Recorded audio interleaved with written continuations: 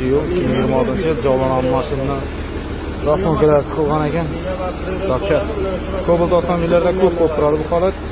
Bu ishlarni ham qilib axlat joyiga topshiramiz. Endi bu mavzu 4 kundan beri bor. Mana shu pog'oz traktorimiz nim qiyin bo'ldi. 4-kuni bugun. Avvalgi historiyalarda videolarda ham qo'yib borib ko'p. Bu traktor qiyin bo'ldi. O'techga chiqdi, o'techgan topilmagan ekanlar. Topib berdik, taxladik, yomotib keldik. So'ng oxirida ichkarida radiatorlarini taxladik. Shu filtrda chiqdi muammo. Hammasi yaxshi.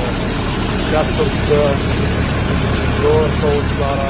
Hozir termometr tashab zafarga tekshirib turibdi. Albatta apparat yordamida qolgan bo'ladi. Mashina konditsionerlarini taxladik. Kompressorlarni почти qaqdik. To'q yo'li farlarni toza qo'ydik.